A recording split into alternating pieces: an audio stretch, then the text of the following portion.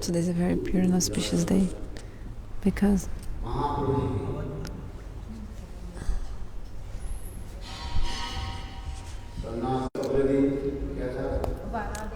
so yesterday was the disappearance of Ramanujacharya, the other day also disappearance of Madhvacharya.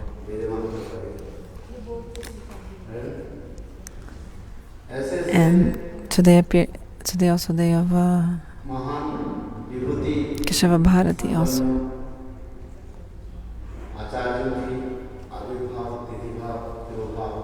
So the appearance and disappearance of these great personalities.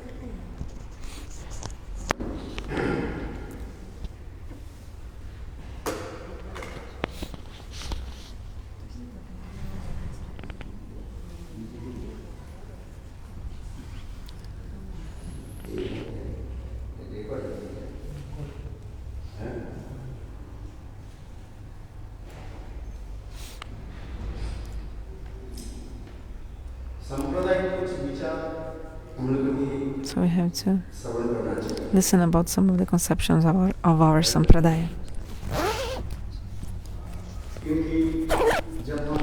Because if we don't know these conceptions of our sampradaya, if we don't study them, if we don't know them, then actually we will not be able to practice Shuddha Bhakti. Actually, we cannot decide or understand if we are practicing Shuddha Bhakti or not. That's why all the devotees should understand the sampradayik vichar. We should listen about the conception of our sampradaya. So what is the name of our sampradaya? Brahma Madhva Gauriya Sampradaya.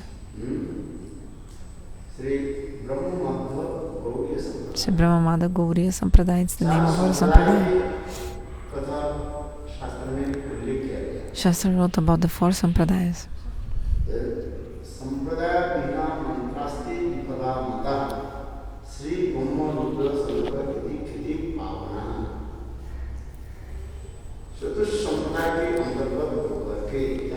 So we have to be established in one of these pure Vaishnava sampradayas, Shri Brahma Rudra Sanaka. Shri Brahma Rudra Sanaka Sampradaya. And then you have to take mantra from this sampradaya. If you are not initiated into one of these sampradayas and you accept some mantra here and there, actually the mantra will not give you fruit. That's why you have to receive a mantra inside of the parampara, some person who is in parampara of one of these 4 sampradayas. So you have to take Diksha mantra, but you have to analyze in which sampradaya this person belongs to which sampradaya this person belongs to. Is this person inside one of these 4 sampradayas or not? So many divisions and quarrels in Kali Yuga. Because Kali means quarrel. Kalaha. People want to establish things by dry logic. Even people nowadays, what do? They say they mix 4 sampradayas and create one new sampradaya. They do this in Kali Yuga. But it's not like that. Padma Purana explains if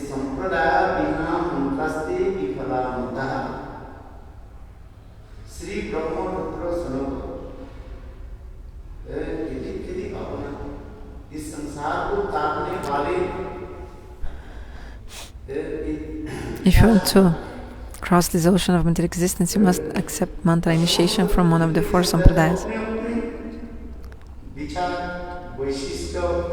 And each sampradaya, they have their own speciality of their philosophy. How many Vaishnava sampradayas are there? 4. Sri, Brahma, Rudra, and Sanaka sampradaya.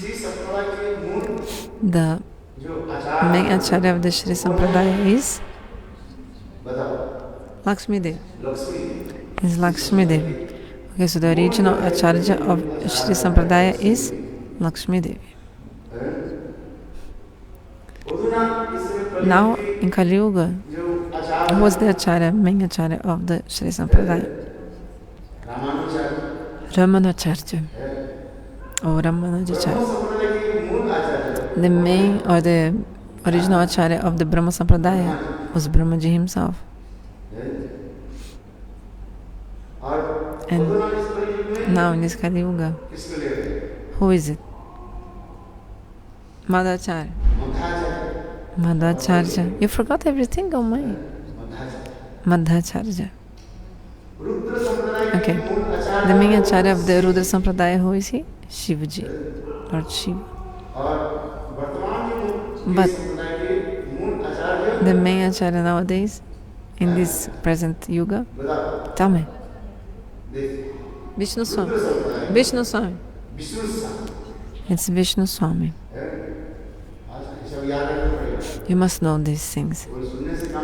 Not work only listening. You have also to remember to keep in your mind. You have to remember the sampradaya, the vichara, the conception, philosophies of all the sampradayas. Main acharya was original acharya was Sanaka Sampradaya, the Chatusan, the four Kumaras. Sanaka, Sanandana, Sanat. Sanak, Sanandana, Sanat Kumar. And in this present age, the Acharya of Sanaka Sampradaya is Nimbaditya. So you have to know the names of the original Acharyas and also the Acharyas in the Kali Yuga of each Sampradaya. So Shri, Brahma, Rudra, Sanaka Sampradaya, 4 Sampradayas. You must have this general knowledge. You must have this general knowledge. You must know these conceptions of the Sampradaya, Sampradayic Vichar. Okay, Shri Sampradaya. I was talking about the Ramanujacharya. Ramanujacharya, he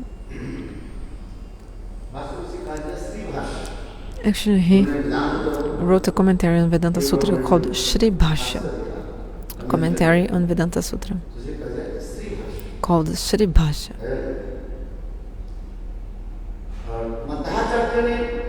Madhvacharya, he wrote a commentary called Madhvacharya to Vedanta Sutra.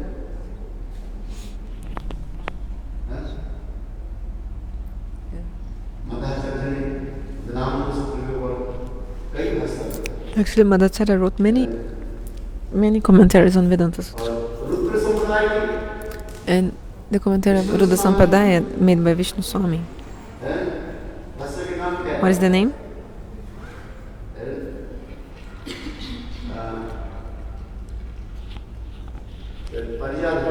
I think it's Parijat-bhashya, the name. You can see what is written. And the commentary that Nimbaditya wrote is called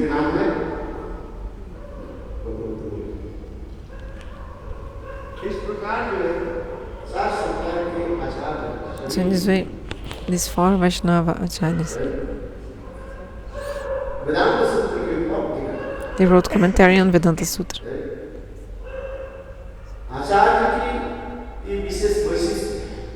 This is the speciality of these Acharyas. They write commentaries on Vedanta Sutra.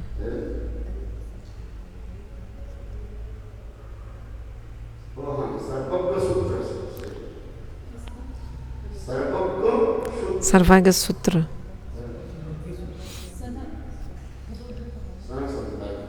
The name of the commentary of Sanaka Sampradaya to Vedanta Sutra. Yes, this we have to check in the book.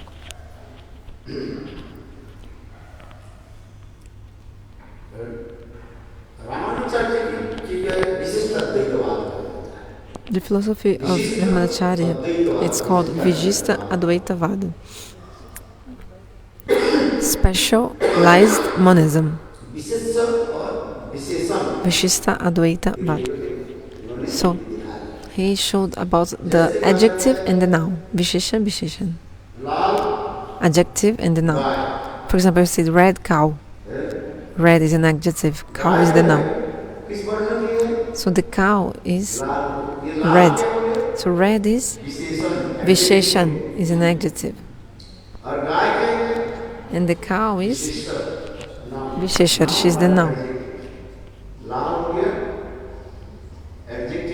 So noun is the adjective and noun.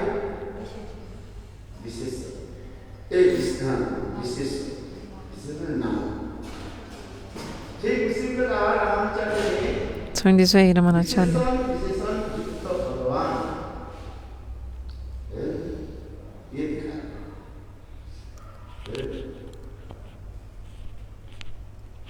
I showed the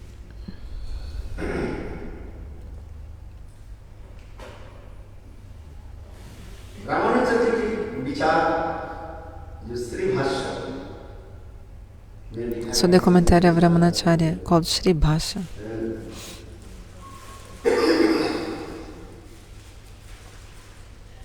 और मध्वाचार्य ने विचार किया उसके बाद जो Madhvacharya And the commentary Madhvacharya wrote is called Madhva-bhashya. Madhvacharya की विचार उसमें Madhva-bhashya. Madha. Madhva, Madha is same. Is his name? His name Madhvacharya, Madhva-bhashya. Okay, she's asking, what is Govinda-bhashya? Govinda-bhashya is when that place in Jaipur, there was that great debate. Which debate took place there?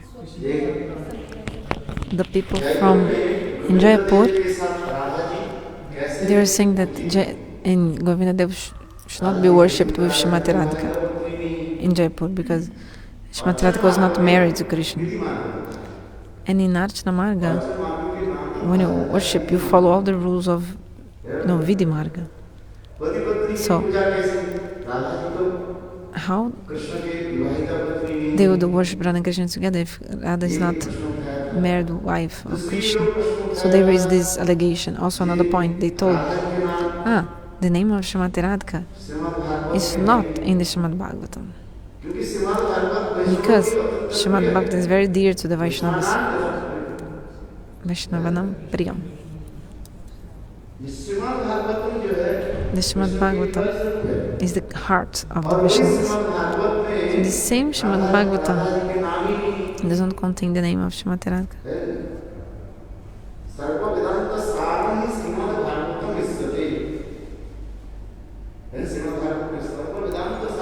The Srimad Bhagavatam is the essence of all the Vedanta. And the same Srimad Bhagavatam does not contain the name written of Srimati Radhika. That's why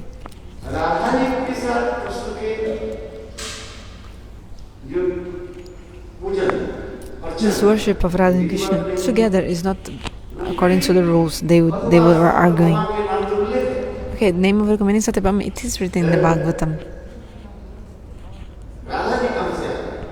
But where did Srimati Radhika come from?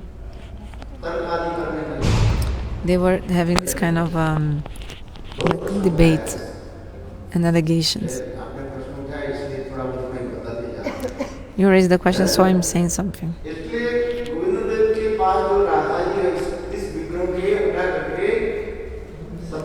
So they wanted to take out Srimati Radhika from the side of Govinda-dev and put the deity of Rukmini or Satyabhama. This is what they wanted to do. But the king of Jaipur, he had so much faith for the Vaishnavas. But because he was the king, he had not entered before so much the conceptions of the sampradaya.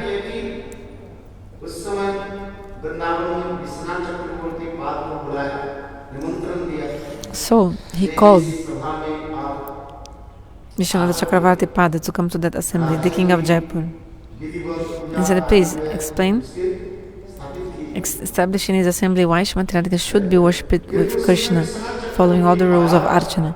But at the time, Srila Vishwanath Chakravarti Thakur, he was already old age, his health was not good. So to go so far, from Vrindavan to Jaipur, for him was not possible. That's why he told, my body, I'm sick, so I cannot go. Then he sent a representative who his Shiksha disciple, Baladeva Vidyabhushana Prabhu.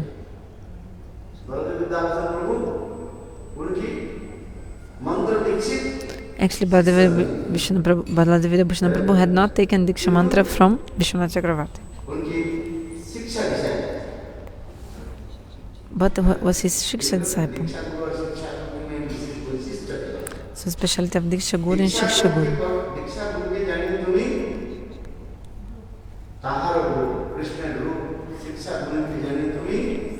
Diksha Guru is the form of Krishna.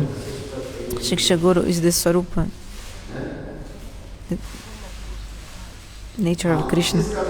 So, they are no different actually, just like Rupa and Swarupa are no different. So, we are talking about, okay,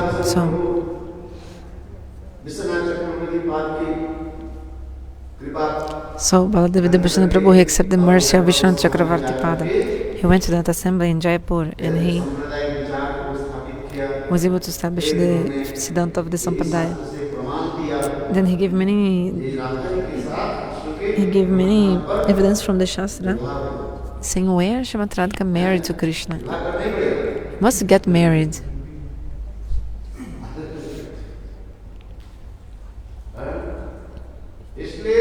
That's why.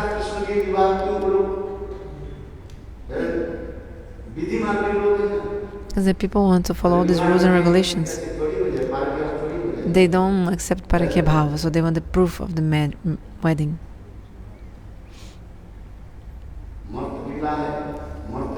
Radha and Krishna doing pastimes like a human being in this world, so they said, no, show where did Srimati Radhika marry to Krishna? Where? So Baladeva Vidyabhushana, he explained, like for example, about Bandirban. According to the Radha-Hridaya Brahmanda Purana, explains how Srimati Radhika married to Krishna. And Brahmaji himself, he performs the wedding. When we go to Bandir Bhat, we listen to all this. Brahmaji himself, he came and performed the wedding of Radha and Krishna. So all this evidence that the Shastra were giving. And also they also said another thing. And the Srimad Bhagavatam, the name of Srimati Radhika is not there. So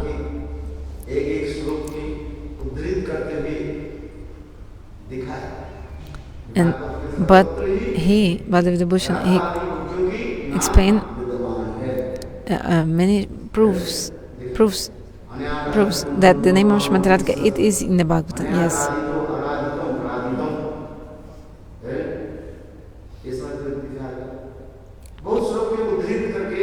So he quoted many verses, and in this way Baladeva Vidyabhushana Prabhu established the name of Srimati Radhika. Srimad Bhagavatam is called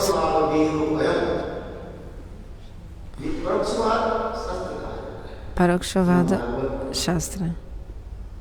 Means the Bhagavatam is a book which speaks everything indirectly. Parokshavada means indirectly. Bhagavatam tells everything indirectly. Because by indirect speaking, two ways of speaking something. Parokshavada, aparokshavada. Indirect or direct speech. So there are two kinds of speech, direct and indirect speech. So aparoksha and paroksha. So when you speak paroksha, means indirectly, so sweet, Suppose I don't mention your name, but I start explaining how you are dressed, how's your face, etc. She's wearing a blue garments. I'll say, there's a lady sitting here with blue clothes. she should stand up to speak Harikatha, and everybody's like looking, who is she? Who is she? Who is she? Then everybody will like try to search. If I say just your name, nobody will be interested so much to say who is going, because they already know. But when I don't say your name, I'm just describing who you are.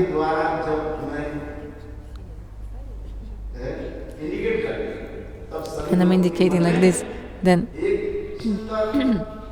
sorry, everybody becomes curious to know who is she, who he's talking about, he's talking about. Then it's more sweet. This is more Madhurya, more sweet, isn't it? Because if there's no curiosity awakened, you don't want to think about it, like you're not so much interested. Like the scientists, for example, whatever they search and discover, the scientists, science, technology, so the inventions of the science and technology.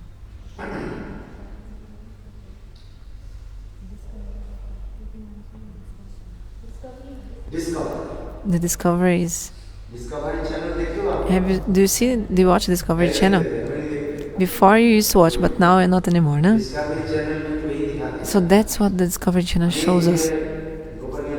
So many confidential things, and they have discovered. So it was covered, now it's being discovered.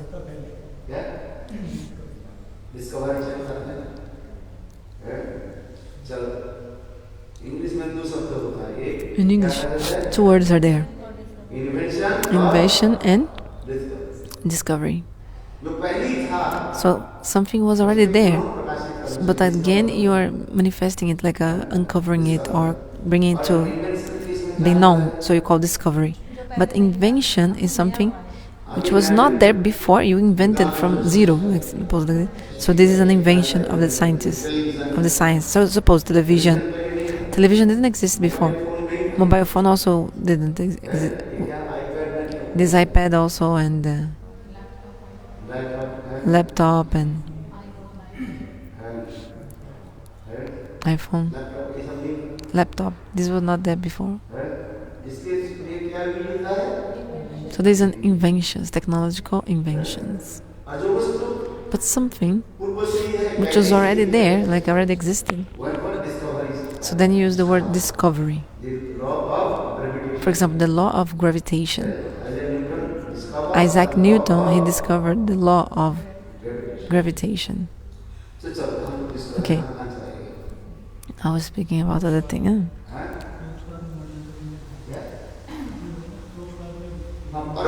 Oh yes, Parokshavada. Indirect. So if you speak things indirectly, so much more curiosity awakens.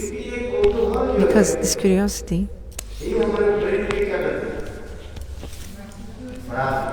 makes our brain work more, or like progress. Then our brain is like working more. The curiosity makes your brain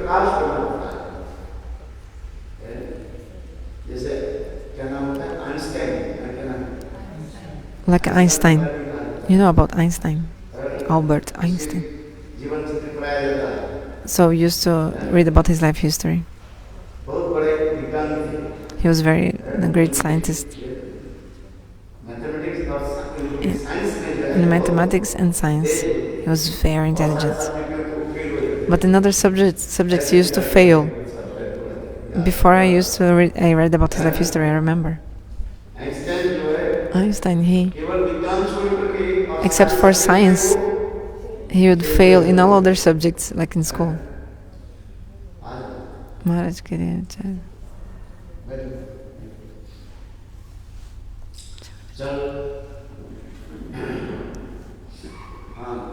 So what I was talking about? Oh yeah. Srimad Bhagavatam is called a Parokshavada Shastra. Means a scripture will speak everything indirectly, not in a direct way. Srimad Bhagavatam, in an indirect form, will, yes, speak the name of the gopis even. So why did he not speak directly the name of the gopis? Because the prema madhurya, sweetness of love, is such a thing that if you speak indirectly, it's more relishable. Do you understand? Relishable, more taste coming. If you speak indirectly, the more taste. So the Srimad Bhagavatam, Bhagavatam doesn't mention the name of Radha nor any gopi. Baladeva Vidyabhushana Prabhu established this point.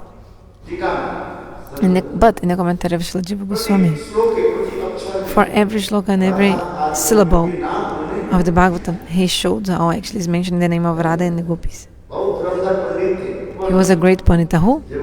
Jiva Goswami Pad.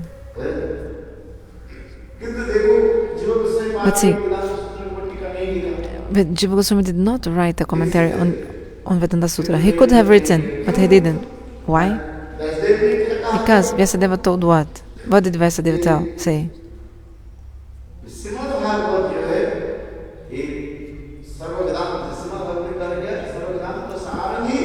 Vyasadeva had already said that Srimad Bhagavatam is the essence of all Vedanta.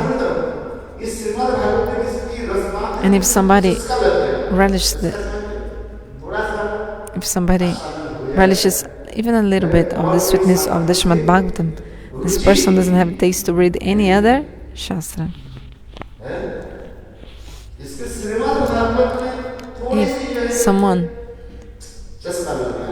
relishes even for a bit the sweetness of the Bhagavatam, suppose the honey. If you put just a little bit of honey in your tongue, you want to relish it more, isn't it? You are eager to lick more and more honey. So in the same way, Srimad Bhagavatam is such a sweet, sweet book. Sweetest of the sweetest. So if somebody relishes just a bit of this Bhagavatam, this person will not like any other book anymore.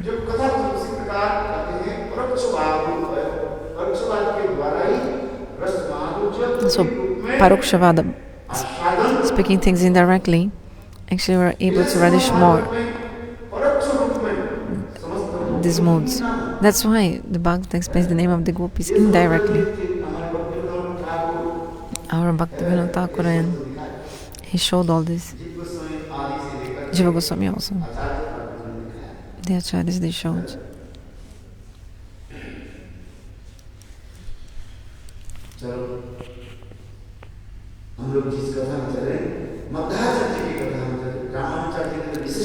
Okay, we're talking about Ramanujacharya. His philosophy was Vishesha-Visheshya, specialized monism. And Madhvacharya, his philosophy is called Dvaitavad, dualism. Bhedavad means dualism. Many names. Dvaitavad, or also called Bhedavad, also called dualism in English. So, what is this Bhedavad, dualism? Madhvacharya, he showed panchabheda, 5 differences. Which ones?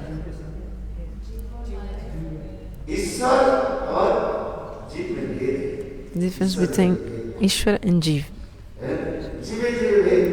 Then Jiva Bheda, the difference between living entities and living entities. So you have to understand very nicely the conception of Madhvacharya. Because I told that Mahaprabhu did pranama to all other 3 sampradayas. He honored all of the other sampradayas, but Mahaprabhu accepted the Madhu Sampradaya. That's why the name of our sampradaya is Sri Brahma Madhva Gauriya Sampradaya. But why did Mahaprabhu accept Madhu Sampradaya? Mahaprabhu is Swayam Bhagavan. Mahaprabhu did not create a 5th sampradaya.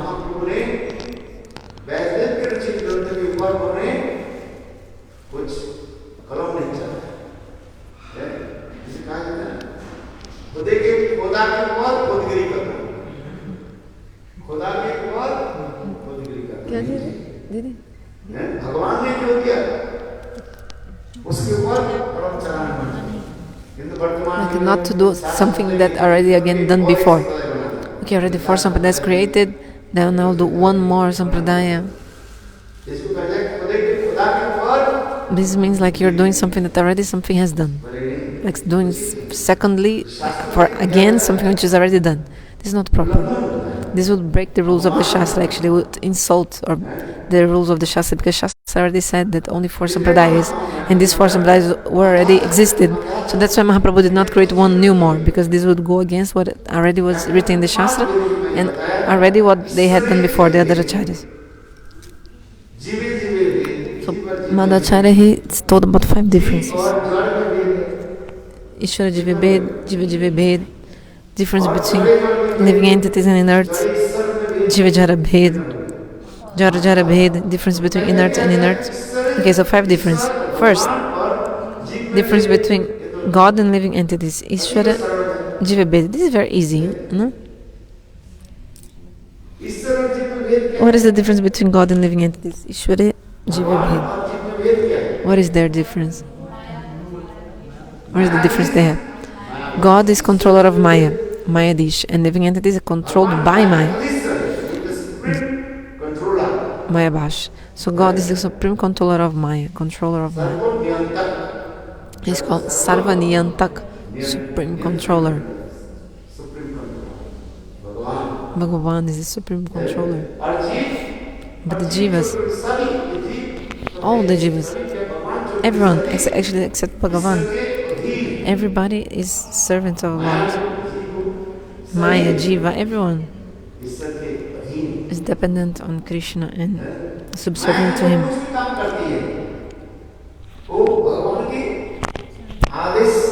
Everything Maya does, she does under the instruction and orders of Bhagavan.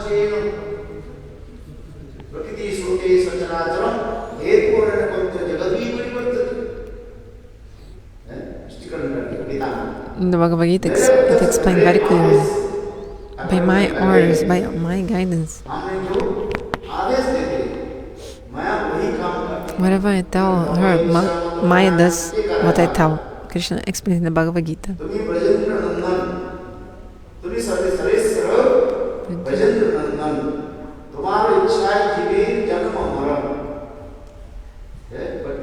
Like Srila Bhaktivinoda Thakur explains, you are the supreme controller. Hey Brajandananda Shimasundara. By your desire only, everything takes place. Without the desire of Lord, not even one leaf can move. Everything depends on the desire of Lord. Without the desire of Lord, you cannot even raise your own hand. Actually, Shastra explains that who is the worshipful deity of the hands? Indra. Who is the worshipful deity of the feet? Vishnu. Who is the worshipful deity of your eyes? Surya. The worshipful deity of your ears? I'm sorry, the nose. Presiding deity of the nose is Ashwini Kumar. Sorry, I told the worshipful deity. I mean presiding deity. Okay, I meant presiding deity. So Srimad Bhagavatam explains each sense has a presiding deity. But without desire of Krishna, you cannot do anything. Raise your hands. Indra is the presiding deity of the hands. But if the desire of Brajanananda Shimasundara is not there, you cannot even raise your hand, you cannot even drink a glass of water, a cup of water. You cannot drink a cup of water. So in Mahabharata, Bhishma Pitamaha told that everything that takes place, actually, Bhagavan in the form of Kal, the time, he's controlling everything that happens. But in the time of Kal Swarup, time, God is controlling everything. You cannot do anything without the desire of God. Speak, walk, drink, whatever you do, somehow or another, there is also, it's depending on Bhagavan. Okay, now I'll do Kirtana. 2 more minutes, I'll finish. So, panchabheda. Ishvara Jiva Bhed. So is there a difference between, some people ask, Is there a difference between Ishvara? Ishvara means God, and God is one. When you say Bhed, when there are two persons, then you say Bhed, difference. If God is only one, then how come difference in Him? Some people say, okay, all the Vedas show the difference between living entities and God, but what is the difference between Ishvara and Ishvara, like God and God? Well, but God is only one, so how come you want some difference between Himself? There's only one Paratata, Supreme Absolute Truth. Yes, there is some difference between God and God, but this, according to the rasa, to these mellows. Like the Shloka explains, Siddhantastu means there's no difference between Rama and Krishna, but according to the Rasa-madhurya, speciality of the mellows, then we see some difference. Okay, so the first 5 difference that Madhvacharya explained is Ishvara, Jiva, Bhed. Difference between God and living entities. Ishvara is only one, living entities many. God is the controller of Maya. Jivas are servants of Maya. They are controlled by Maya. Now Jiva, the difference between living entities and living entities. So there is the Bala Jiva and Mukta Jiva.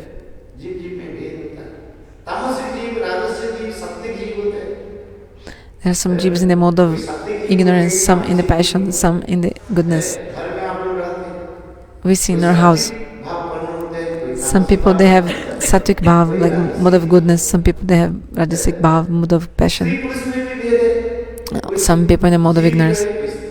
Also some difference. Some persons, they are men, woman. Different persons, they have different gender and they're different. So even in conditioned stage, there is difference between living entities and living entities. Also in the liberated stage, also this difference will remain. If you go to Vaikuntha, for example, Bheda is everywhere. Bheda, Sarvat.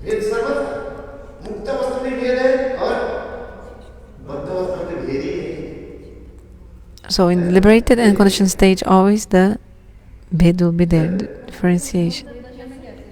How is the Bheda in the liberated stage? Do you think there's no difference in liberated stage between the jivas? Suppose a jiva from Vaikuntha. Some jivas, they're in the mode of good Madhurya. Some jivas are in the mode of opulence. Some jivas, they're men. Some jivas are women, like the body of the soul.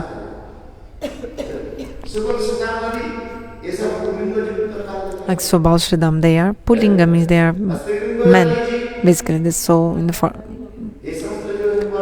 But Srimati Radhika, etc., they have female body. They're not Jivatata, but still. Some Jivas also under their guidance, and they also like same. Like some in the form of male, other female. Those who serve under the guidance of Srimati Radhika, are they men or women? Their soul. Woman. If you serve under the guidance of if you serve to Srimati Radhika under the guise of Rupa Manjari, any man cannot even enter there. No man can even enter there. Not even Swabhal Shridam. In the Nikunja Sadhan, in the inner quarters, in the inner quarters inside the Nikunja Sadhan, even Swabhal Shridam cannot enter. Although Swabhal Shridam are Priyanarmasakas, yes, sometimes Shastra explains that Swabhal Shridama, they are in the the Nikunja Sadhan, but they are outside the inner quarters, inner part of the Nikunja Sadhan. They are feigning from outside.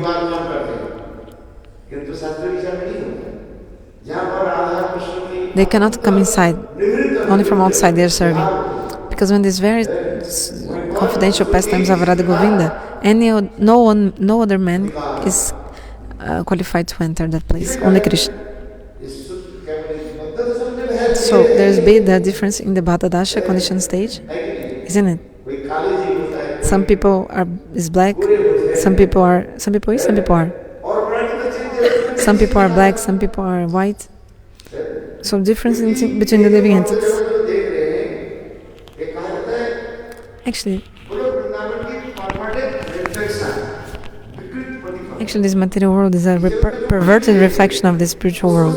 Everything you see in this world also exists in Goloka Vrindavana, but in the most complete way, in a pure way. And in this world you see the perverted reflection of it, transformed. It's like opposite of what it is. Okay, Jiva Jara Bhed, difference between living entities and inert. Okay, the living entities, they are Chetan, means they have consciousness, and the inert, they are not. So those who have consciousness, they have feeling, willing, power. Feeling, willing, knowing. Those who are living entities, they have three characteristics. They feel, they have desire, and know. Feeling, willing, knowing. Okay, so the inert matter doesn't have this. But, and now what is the difference between Jara and Jara? Means inert matter and inert matter. Suppose a brick and a glass, like the glass, So with bricks, you can build some wall. Suppose you can build a wall with the bricks, and you cannot see the other side. It's not transparent or translucent. But if you make a wall with glass, you can see what is in the next side, other side. Like for example, the glass door that we have there. But here you see, because this wall is made of bricks, you cannot see through. Both are inert matter, glass and bricks. Also another difference, liquid, the water is liquid. Water is liquid, and other things are like a stone, is hard, solid. Jara Ishvara Bhed, even more easy, like difference between God and inert matter. Bhagavan, he is Sarva Shakti Sampanna, means he has all the potencies. And Jara, inert matter, there's no potency. Unconsciousness.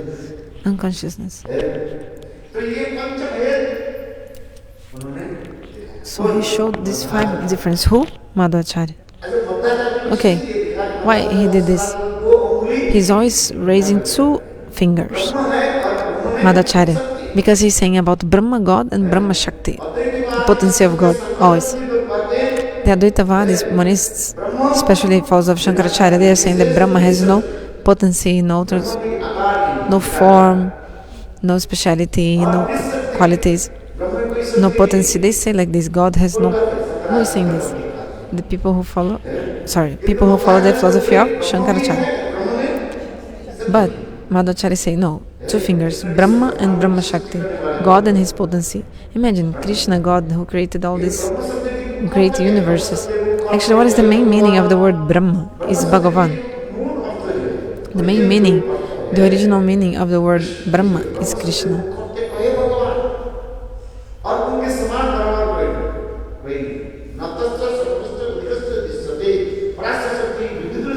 And there's no one equal to him.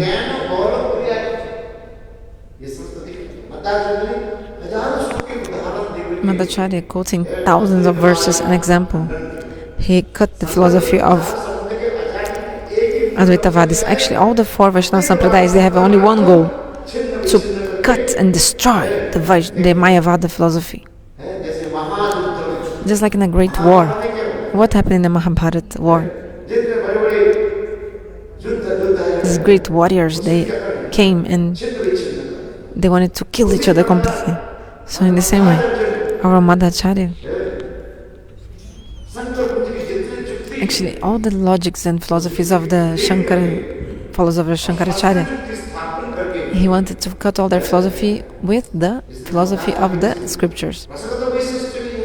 So also some speciality in the rasa of Madhvacharya. He got a big piece of tilak, and from this big piece of tilak manifested a Gopal, Dadi Mantan Gopal of the churning stick, yogurt's churning stick. And also he showed Madhurya Rasa, Vatsalaya. And also he showed the service in Madhurya Rasa, in gopi-bhava. He showed the bhajana, the process of bhajana in gopi-bhava. Who? Madhvacharya. That's why this speciality of Madhva Sampradaya. Gopi-bhava So this sannyasa mantra has gopi-bhava. If you don't take sannyasa, how can you get gopi-bhava? You have to chant sannyasa mantra. You must. If you don't become a sannyasi, you'll never be able to become a gopi. You think it's enough just to say gopi, gopi. You have to become a sannyasi. This is true or not? You have to take sannyasa. Gurudeva sometimes used to say. But what about the girls? In another... all are gopi. क्या जी?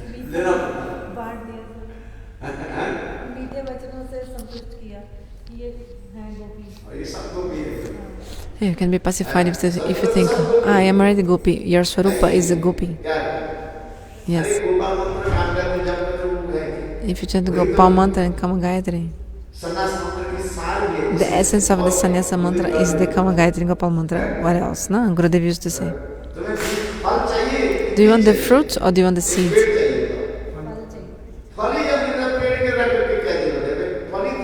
Sorry, you want the seed to plant and have the tree and then get the fruit, or you can just take the fruit already? So suppose somebody has already the mango and is giving to you. Better you take the mango, otherwise, no, I want the seed, I want to plant, I want the tree to grow, then I want the season to come, and then I take this mango. No, imagine somebody's already giving you a ripened mango, just take the mango. But no, you want the seed to plant it.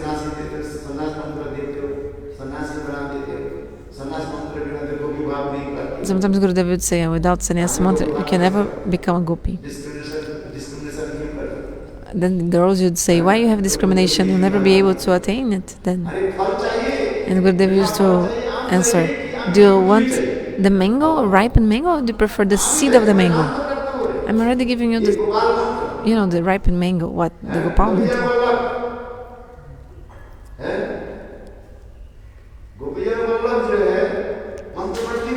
You got the mantra Gopi-Jana-Vallabha or not? Everything is already in it. Gopi and Jana. What is the meaning?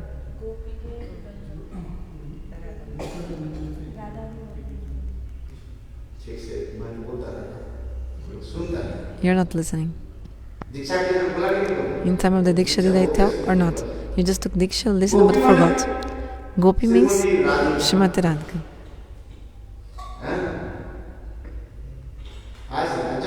And Jana means Manjari. She's saying, why can't it also say you forgot everything? And he's dear, like they're dear, like dear to them. Who is Krishna? Means Krishna is with Srimati Radhika, surrounded by the Manjaris. This is called Gopi-Jana-Vallabha. So already you've attained Gopi-Jana-Vallabha. That kirtan also that we sing.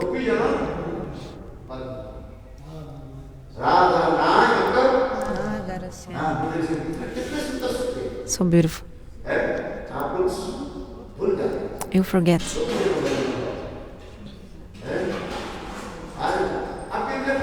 So already you've attained it. You just need to manifest it in your heart.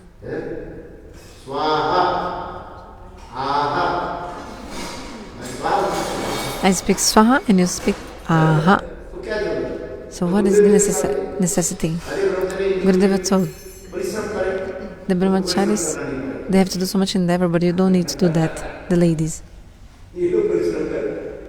They do so much efforts, the brahmacharis. Because already you've attained. What else do you want? In the Kamana Gayatri also it's there.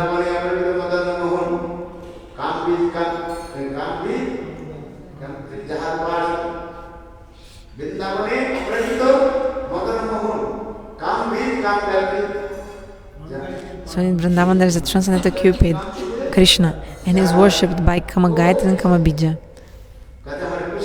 You say, Gurudeva, nothing is happening to me, Gurudeva.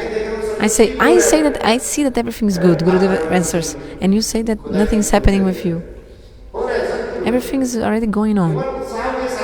Just have faith with enthusiasm and continue. Listen to Harikatha. But you're not listening, so listen means when you listen to the Harikatha, you must remember it also. If you're not understanding, then ask. If you're not understanding, then ask.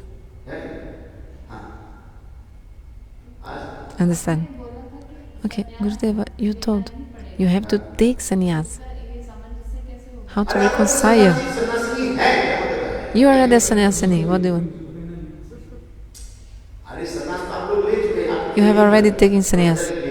I'm talking for brahmacharis. Next life, agle janma.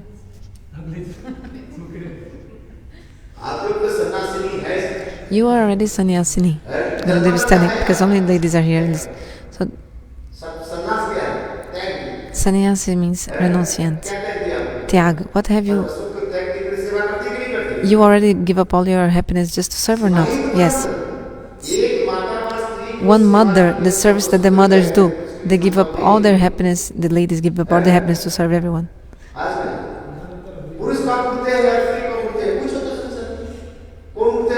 Who wakes up first, man or woman? The mother. Who wakes up first, the mother or the father? The father is sleeping. He needs to go to office. Wake up, wake up. But he said, "Oh, I'm going." Like he's lazy to wake up. This is true or not? In our house, we see. When do the men wake up? And when the ladies wake up in the house?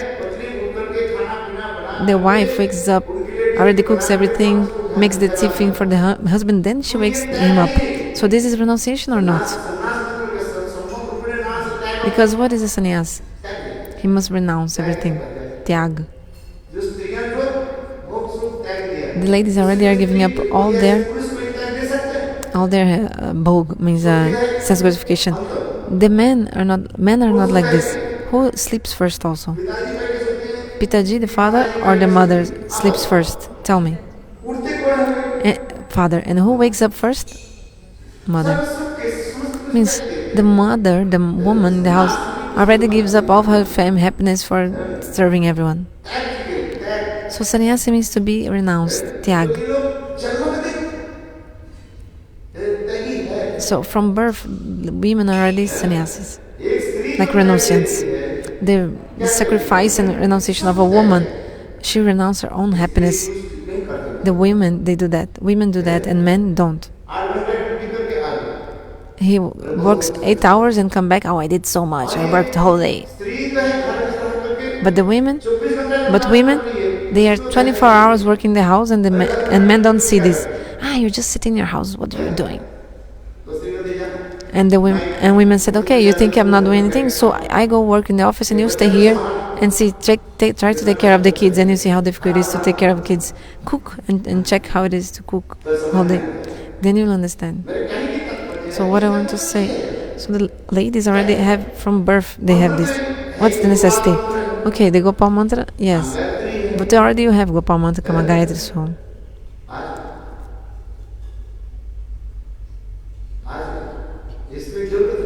So it's not necessary. Shastra explains that they have to take sannyasa, but already from birth you are sannyasini. Do you think only a sannyasi is only someone who has saffron clothes? It's just for udipana, stimulation, that we use saffron clothes, nothing else. We use this saffron clothes. Why? Just for udipana, for stimulation, nothing else. So don't be upset. There's no reason to be upset. You already got the fruit. Gurudev used to give this nice example. You already find the result. You have already the fruit, ripened fruit. So, and you say, no, but I wanted the seed to plant the tree. But I'm giving you the ripened fruits. Just take the fruit. No, I want to plant the tree. So you are already sannyasi, all of you. The public is audience, so many ladies and only a few men. I mean, Gurudev is telling this to these ladies. But the men must take sannyas. Yes, because men, they are lazy. But women are not lazy. I have to tell you the truth, but you may be upset. Men are lazy, so you have to engage them in work. So like this shloka saying, a new bride wakes up her husband and tells, "Oh, my husband, don't sleep. Give up your sleepiness.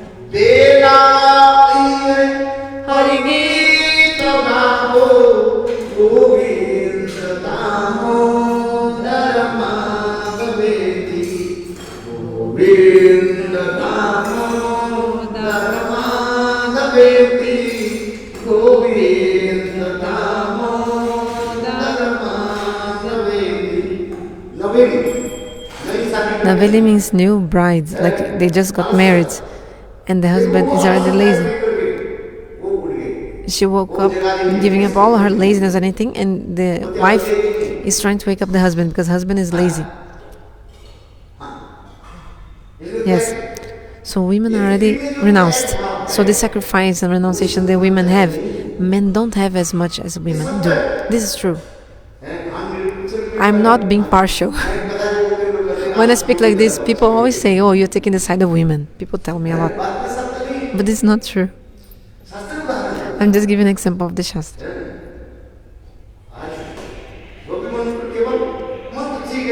Gopi mantra. Okay, Gurudeva gave me Gopi mantra, I'll chant like for sannyas. That's why I must take sannyas. But who? The men means brahmacharis, grihastas, vanaprastis. They must take sannyas. But women from birth, they are already sannyasini. What to do? So much renunciation and austerity that women have to endure. Isn't it? Time finished. Time's up.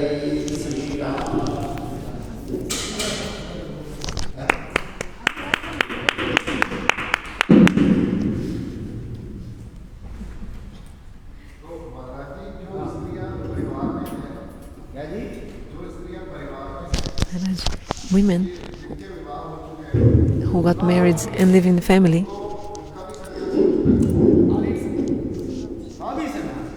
also they are sannyas, all of them. The gopis were not married or not? So the Bhakta explained about the gopis. Were they married or not?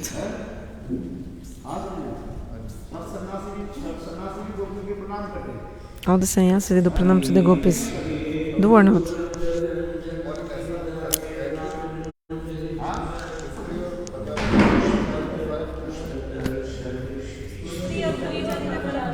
So no difference between men, brahmacharis and women?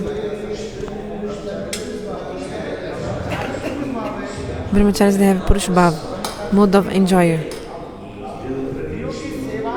Because the service of women is the highest. Women's service in service of the gopis is the highest service.